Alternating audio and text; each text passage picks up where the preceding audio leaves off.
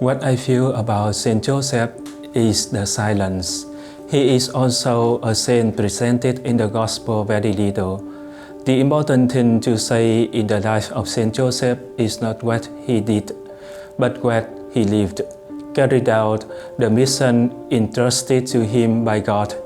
Through his life, we come to realize more clearly the depth of God's love for all humanity.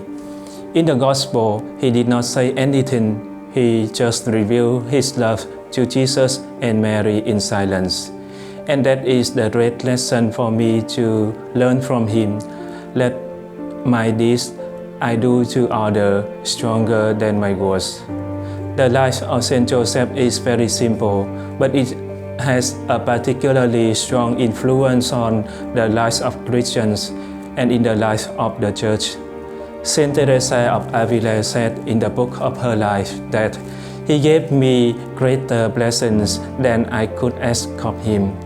I do not remember even now that I have ever asked anything of him which he has failed to grant.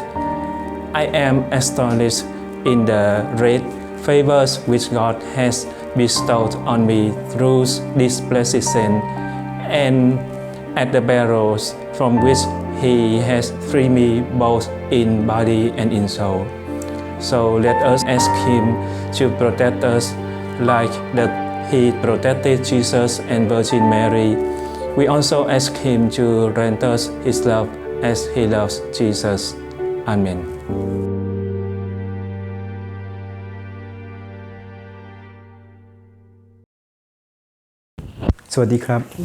During my training in the Royal Thai Army Reserve Force, I found a quote from my instructor presentation on the introduction of the Special Force. The quote says, "Silent but resolute." It means that the Special Force is to work in silence, but the fruit of the work is to be decisively. I found it compared to Saint Joseph, that he is silent but resolutely. He is silent in the biblical narrative, not so much narrative mentioned about him. However, his deed was the turning point of the salvation history. Throughout the history until now, there are many testimonies that attribute to him, especially our Holy Mother Saint Teresa, who had the great devotion to Saint Joseph, as we already knew. Not only the intercession for the request, Saint Joseph also resolutely in the negative circumstance. For example, in Thailand, we have the story of how Saint Joseph retaliated those who persecuted the Catholic Church and to him during World War II. In short story, he was insulted and was made fun by non-believers. His statue was tied by a rope at his neck and also tied to the jeep.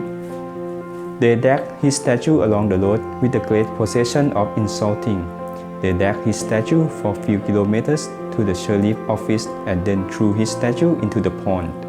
However, he did not put them in dangerous position. He led them to realize the consequence of their action. Only a year later, those group of people who was arrested by the police due to their illegal trade on prohibited goods.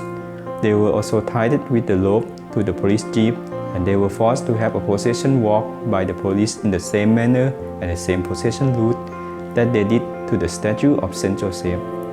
Upon hearing this story, the bishop at the time exclaimed, "O Saint Joseph, he is also resolutely."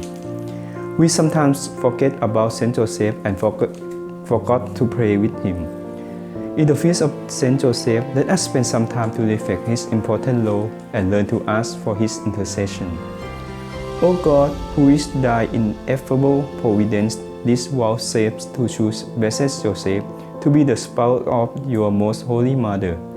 Grant, we beseech you, that he whom we venerate as our protector on earth may be our intercessor in heaven, who lives and reigns forever and ever. Amen. ขอบคุณครับ